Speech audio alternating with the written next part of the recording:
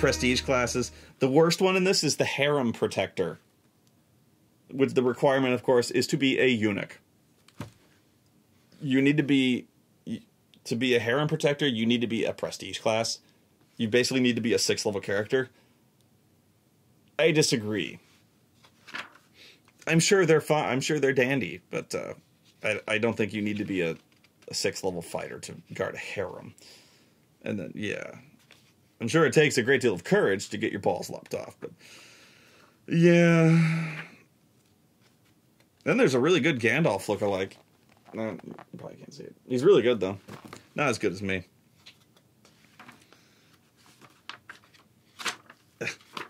Okay, then we're in the home stretch. Spells. Oh, equipment. Oh my god. This is the good stuff.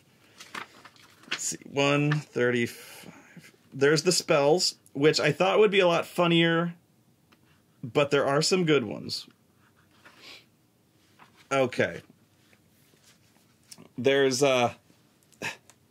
some are so stupid that I have to call bullshit. The 2nd level bard spell Disrobe, which essentially all the subjects' clothing and underclothes and armor fall off. I call no. The unseen lover, which essentially summons an invisible person to fuck you. See, already we're dealing with some really fucking stupid spells.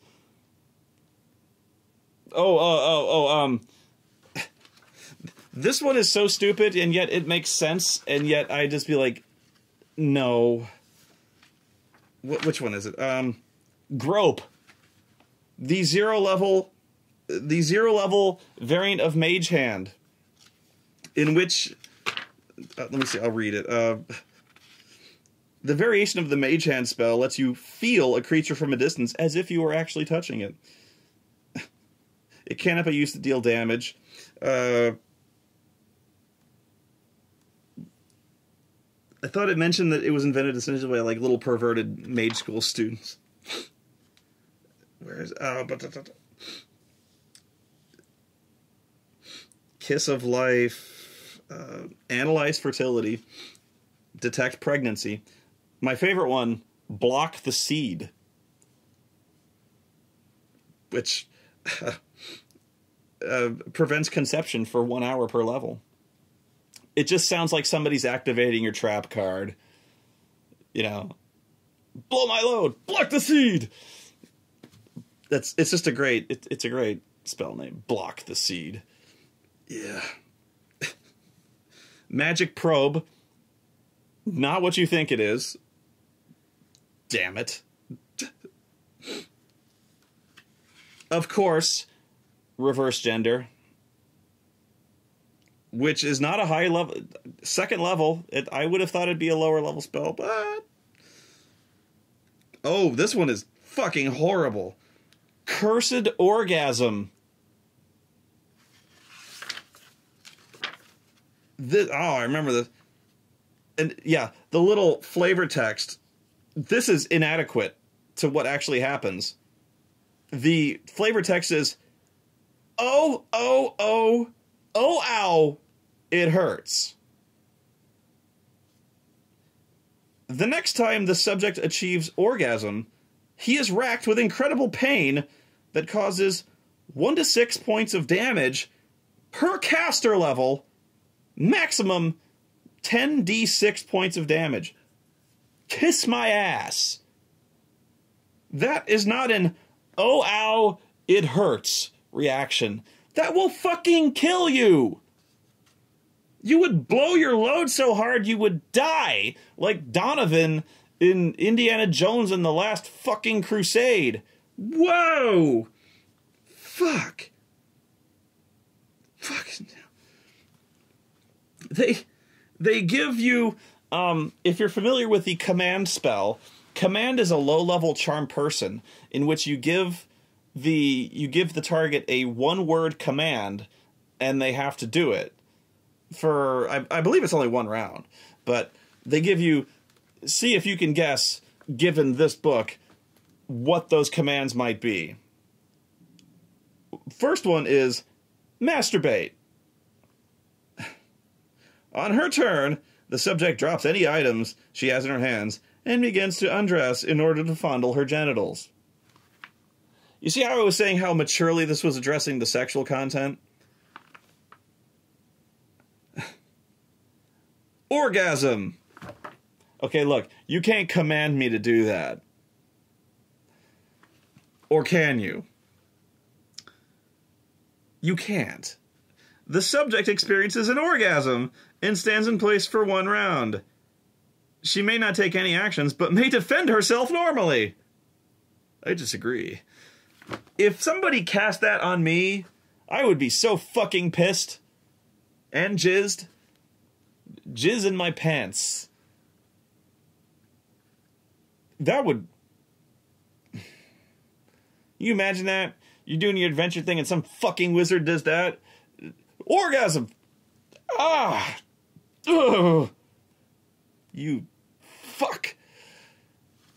Walking all funny, like, ah! Oh. Ah. Everyone's making fun of you because you got sticky fucking tights now. Shit. That sucks. That sucks so bad. Now you fucking filled your pants. Ugh, sticky as shit. Ugh. You can't command someone to do that. Ugh.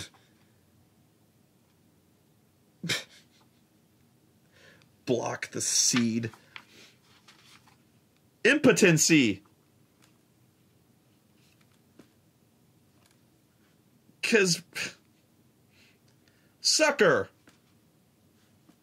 I barely knew her.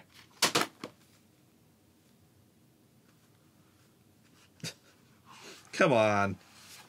Analyze fertility. Detect pregnancy. I actually believe that one. Engorged. Gate. Not what you think it is. I'm not even sure it is what I think it is. Engorged strike. Not what I thought it was. Target's unarmed strikes are treated as one size category larger. Apparently, your fists are engorged. Let's face it, you just wanted to use the word engorged, didn't you? That's okay. I've been meaning to use it more in sentences myself.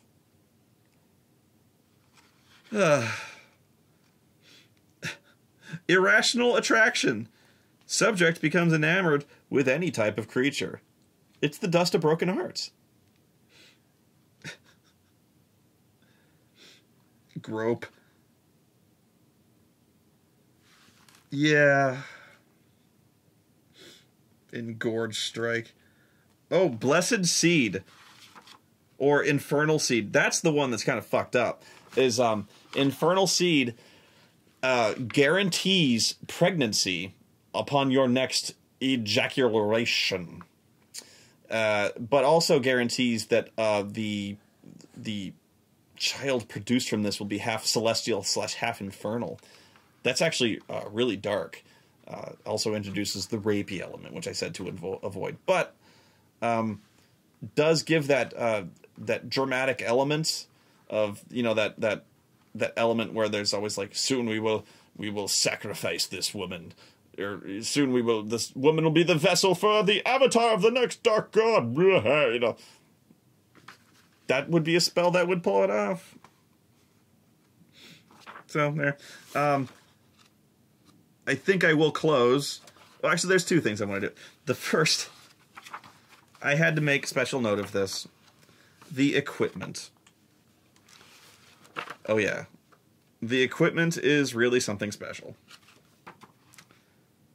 There are, of course, the various aphrodisiacs. The, surprisingly, condoms, which I was surprised anyway. Shocking amount of different kinds of lubes.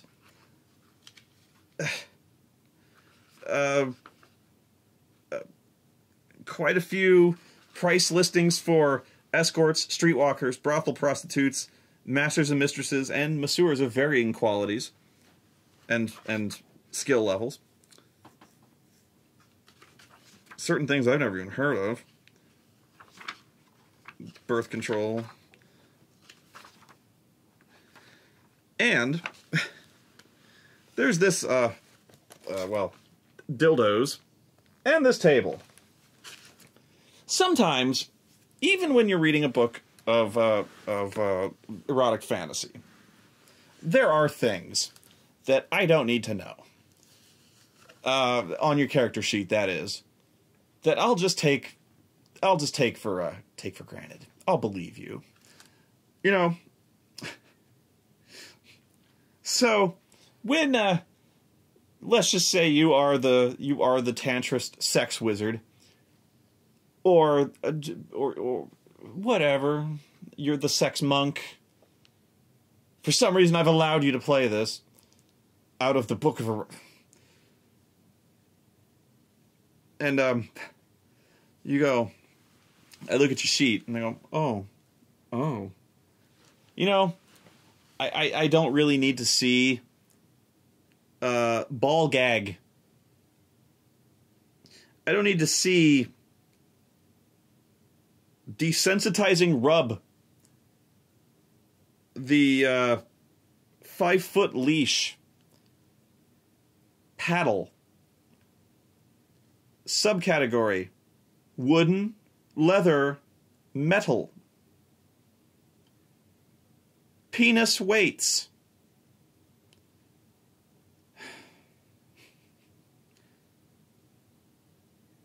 Slickery. Whip, parentheses, sexual. Sub-item, flogger. Bull. Riding crop. Sub-items, rattan. Leather short. Leather long. Hood, leather, metal. You know, I believe you. You don't need to...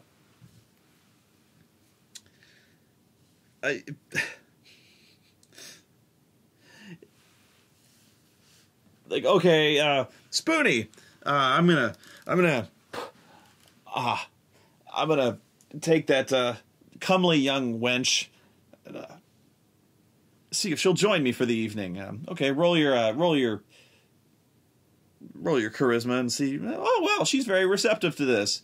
Great. Well, I'm gonna go put on my leather hood and get my manacles, my medium-sized manacles, and then get my leather paddle. Do you have one? Oh, yes, it's on my character sheet here. Oh, wait, shit. I don't have a ball gag. I've been meaning to get a ball gag. Can I go buy a ball gag, Spoonie? Well, I don't know. They cost a gold piece. Shit. Okay. Well, I'll go buy one anyway. They weigh a pound. It says so in the book. That might encumber me if we go adventuring. Damn it. It's worth it, though. Alright. Well, I go back, and then I put my penis weights on. Penis weights? You never told me about those. No. They're on my character sheet. My vast array of penis weights. Did I not mention my penis weights? Because I have a lot of penis weights. I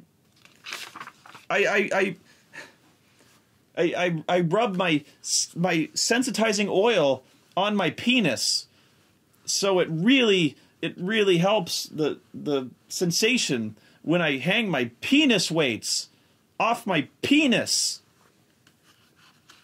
She's very impressed by this. When you hang your penis weights off your scrotum. Thank you for putting that on your character sheet with your leather paddle.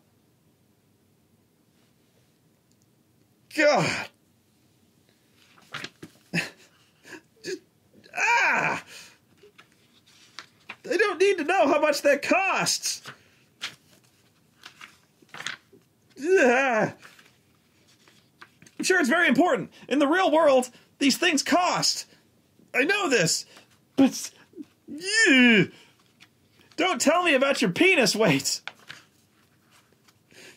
I don't want to know. Oh, and there's I haven't even read this part.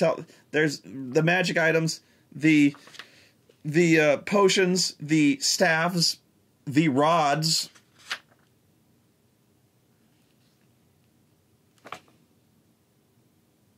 Oh, it goes exactly where you think that goes. Rod of the erotic body.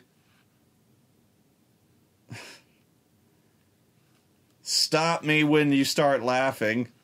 This flesh-colored rod is shaped like a double-headed dildo. It is both warm and rock hard to the touch.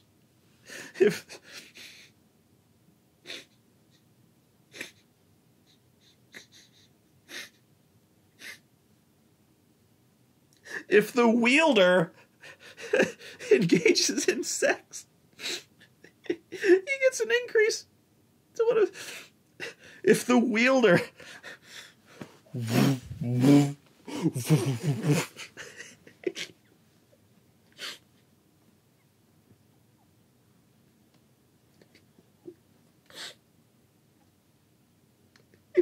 he has a double dick.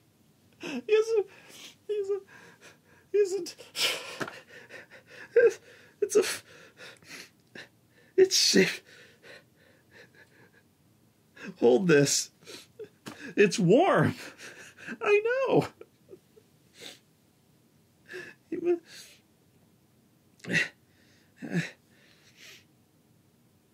Oh! Rod of the erotic spirit. It's identical in appearance to the rod of the erotic body, except that it is warm and slightly flexible. It's very subtle, but if you're trying to identify and distinguish between the two, one, if the wielder engages in sex, he gets bonuses in various other feats.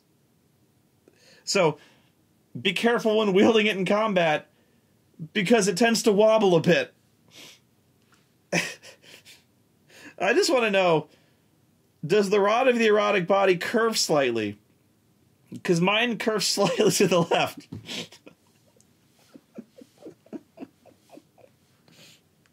Can it be used for other things?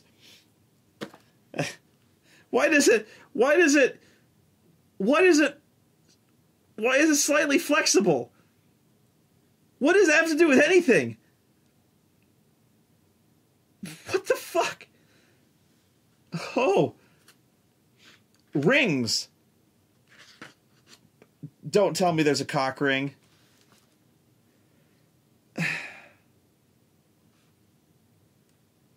Is there a cock ring? There is not. That is unbelievable.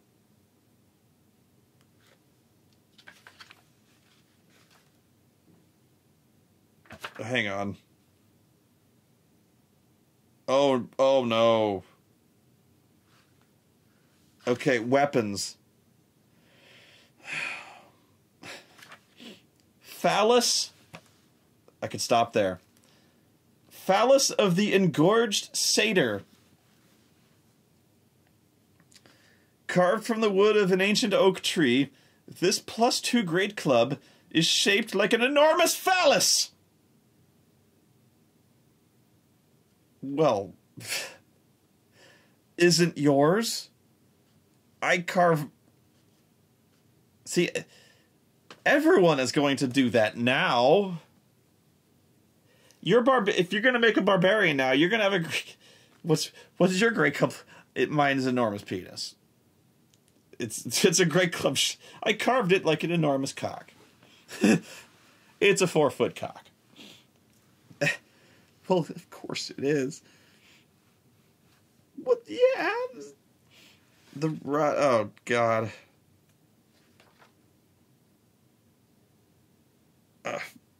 I should have read this one. Wow. Well, the one I initially opened this to just look at one in particular, because there's armor, like, and it's fairly standard. You know, there's the boots of authority, which grants you they're essentially like leather boots that give you bonuses to intimidation, the bustier of beauty, the unlikely armor that's like Boris Vallejo armor and stuff. And of course, the Cocksheath of Pleasure. I will say it again. The Cocksheath of Pleasure. There are no other cocksheaths but the Cocksheath of Pleasure.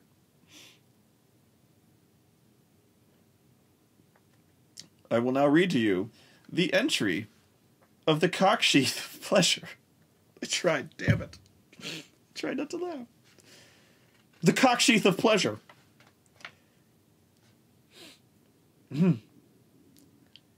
This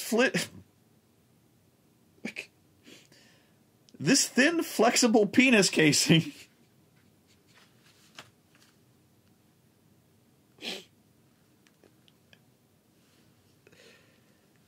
I have to start over.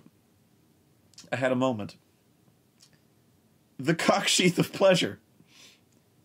This thin, flexible penis casing can be worn by a male or slipped over a dildo. It has bumps and ridges that provide additional stimulation during intercourse. It provides a +5 competence bonus on perform sexual technique checks for the user. It radiates faint transmutation magic, requires a caster level of 5th, the craft wondrous item feat, because it is indeed wondrous, and the creator must be a gnome. The price? 2,500 gold pieces. Worth every copper. Because when you're looking for a thin, flexible penis casing that's ribbed and studded for her pleasure, look no further than the Cocksheath of Pleasure.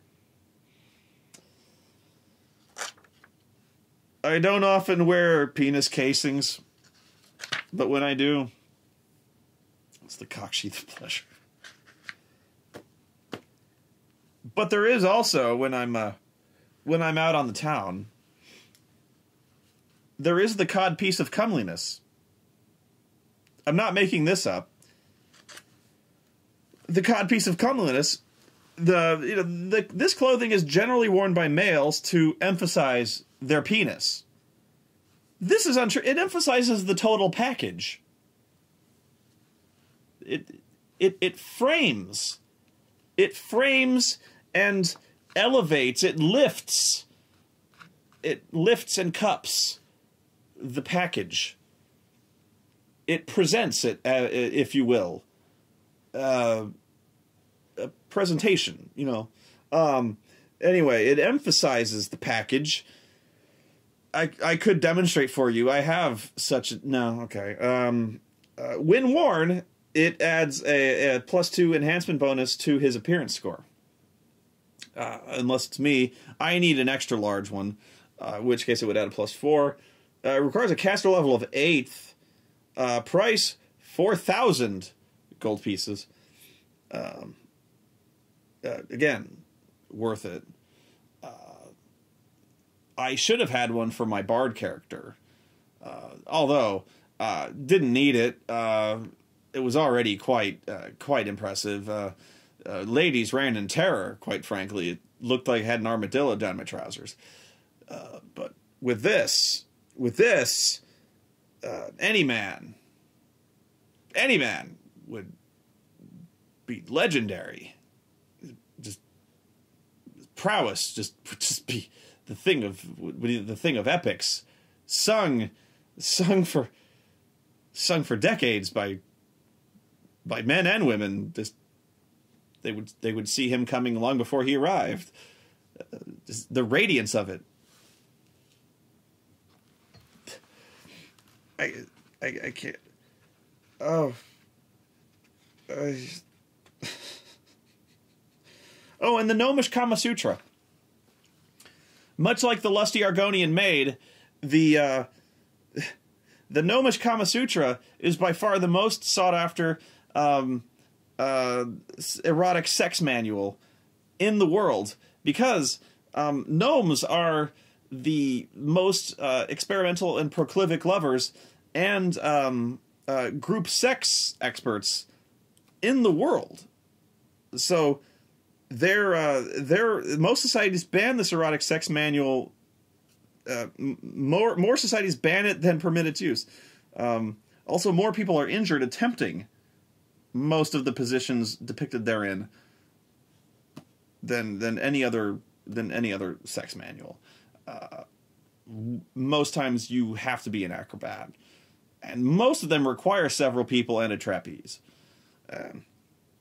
It also is highly instructional in terms of it grants bonuses on craft, sex toys, perform sexual techniques, and profession prostitute, and strangely enough, architecture, because it requires the construction of very complex apparatuses. But again, if you can find it, especially the pop-up version, you will be a sage. People will come from miles around, countries away, to just kneel at your feet and ask you questions and learn from you. You could set up whole schools, academies, and Tantra, Gnomish Tantra. It helps to be short, but you could adapt this. Oh, jeez.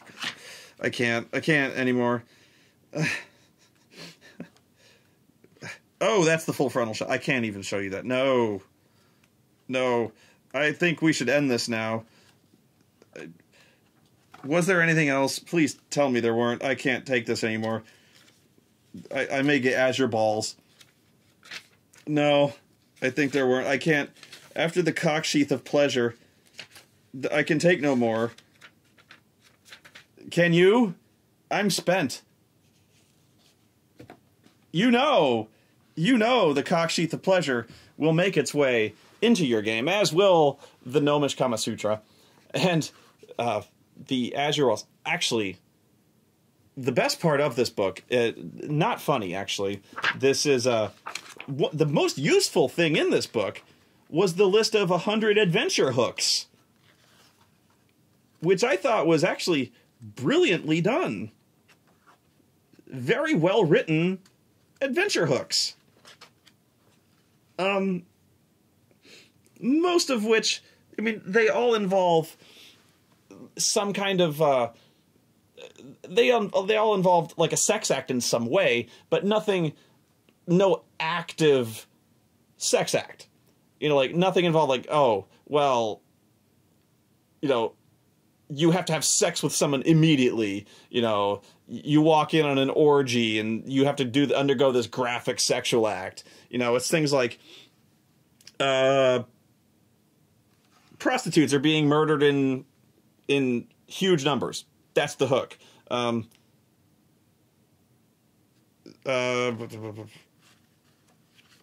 What's another good one? A sorcerer's mastered a mass reverse gender spell affecting an entire community. That's actually kind of an interesting hook. It's not really a sex adventure. It's not. You're not going to get into weird pornographic adventures, but it's just like a weird thing has happened and you're trying to reverse it. You know, it's, you need to find some kind of thing to put it right. Let's see. A vampire has learned a spell that allows her to bear children, which become vampire spawn. it involves sex and reproduction, but it's a highly disturbing act that's already taken place to somebody else, and you have to stop the vampire before it happens again, or it's already happened and the vampire has awakened along with its vampire spawn, and it may do it again, and you have to stop it. So like let's see.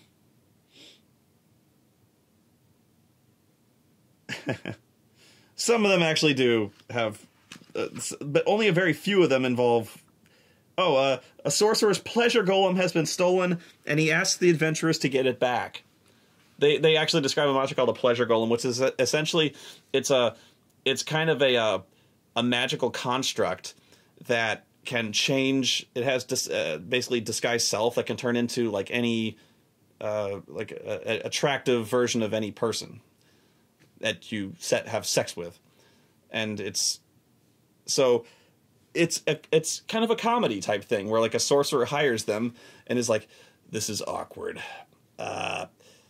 Look, I have this thing that so you don't have to like go fuck the thing. It's just like he describes this. He essentially is describing a blow up doll that got stolen from him, and you go get it back. That's as far as it's gonna go. So you've got this really funny story that so let me do one more. This one's kind of interesting. One of the adventurers begins finding love letters addressed to her inside her gear, but none of the companions are responsible. A jilted lover hires an assassin to hunt down one of the adventurers. This one's fucked up. I like this one. A Medusa petrifies lovers in the act of sex and then leaves the statues in the public square for all to see. That's disturbing. But that's basically like, that's just straight up murder. And yet in some, that's kind of ironic how murder is like, that's okay. But that's just like an evil monster doing evil things, and then sadistically, it's like a serial killer. It's doing this thing and then like showing off its work, like this is art. So you're gonna go stop this Medusa. That's something that the player characters would like want to stop. So marauding band of barbarians kidnaps all the women of a small town. Common. That's very common. There's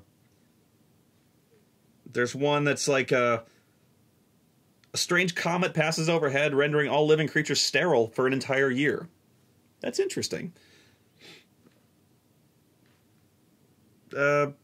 What was it? What was it? All of a sudden, all of the like able-bodied, sexually mature virgins in 100-mile radius of a certain point just vanish for some reason. And you're like, that's kind of interesting. The party might be interested in investigating that.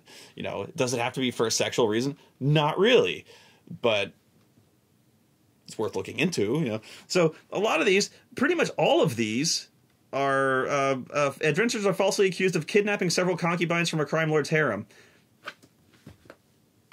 So I was looking at these adventure hooks going like, none of these are really pornographic, which is weird considering there's so much like, I won't say pornographic content, but so many of these are like, I was so afraid of looking in these adventure hooks going like, oh, well, this is going to be like so many Cinemax plot hooks. Like, we go to a tavern and some tavern wench is like, oh, well, I really a succubus, but my sisters down in the hells have this real problem. Could you come down to my succubus lair and help my sisters do like something stupid, something really fucking stupid involving going down to some succubus lair and involving having sex with all of them, something really immature,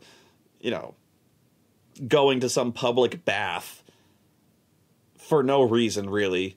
And like, well, we have to interrogate all the ladies in this public bath by fucking them. Don't steal that idea, it's mine. But yeah, so as I was going through this, going like, for as many things as I was complimenting this book on, I'm like, yeah, this actually fairly well written and fairly mature. And then they go I'm like, fairly mature. Cocksheath of Pleasure. I don't know. But that is the book of erotic fantasy. One of the most notorious books of my career at the game store. Drew the most immature giggles, both then and just now. Both from me and you, I think. But definitely worth a read. I feel like I've read half the book to you just now, but if you got the audiobook version just now, I hope it was worth it. I hope you've enjoyed it. I have not actually run anything from this book, nor do I think I intend to. The adventure hooks actually seem quite interesting. If I'm going to steal anything, it will probably be that. One more tangent. You know what? I actually did steal something from this book. Or at least I thought I had. And that was the one thing I was forgetting. Very briefly. I could have sworn there was a spell in this that I was very frustrated when I couldn't find it. Because I was still playing a D&D, the second edition, when I saw this book. And I really wanted a spell for my starting mage character that I had. I thought it was in this book, but apparently I was just inspired by it. So I wanted a spell that didn't, of course, exist in the AD&D books, and so you can invent spells. There's rules to create your own spells. They have to be approved by the dungeon master, of course, but there's rules for it. And so mine was not really out of hand. It was a boob job spell. I wanted a boob job spell. First level, very simple. Give boob jobs. It was not cheap. But it was permanent. Give boob jobs. So I was like, my mage has to make a living. So one of the spells in his spellbook is to give boob jobs. He invented it. He made the spell. He researched it. There you go. The DM was like, really? What? He's like, yeah, that's what I want to do. He's like, you've got like 4 spells and you want one of them to be boob job. Yes, I do. And so the more he thought about it, he was like, you are going to be so rich. And I'm like, yes, I will. And so call it as sexist as you want. I was like, my character, he made a living going from town to town, giving any woman who would want it for a fee, for a relatively exorbitant fee. Not really, he took a fairly small percentage, but to have a permanent polymorph for that low a level, you had to have quite a few material components. We get boob jobs. So people had heard of him from all around. So he did other stuff. He didn't just go honk hooters, but that was the thing. So I kind of had a character with one of the very first, at least in my particular group, any kind of sex-related spell. Virtually useless. But it was a role-playing type thing. I was like, what do you do? I'm well, how do you put this? Cosmetologist? But what does that mean? Tailor? So yeah, my guy would, but you know, he'd go into taverns and towns he'd been to before, and you know, like maybe a barmaid would recognize him and wave excitedly, like, how you doing? You know, very popular guy, very nice. Died tragically, but I'll get into that one later. Yeah, very, very messy. Boob jobs did not protect him from the claws of Fomorians. Ugly, but anyway, yeah, boob job spell. I thought that was in this book. I could have sworn left and right I just adapted a spell from this, but apparently I was just inspired. Anyway, book of erotic fantasy, very rare. I looked it up, hard to acquire, very hard. Apparently I've got one of the this one's an antique. a collectible. Who knew? Who knew this tome of lusty, arcane erotic knowledge would be as rare as the Cocksheath of Pleasure? But sadly, the erotic pictures contained therein must remain a secret from you. Until then, farewell.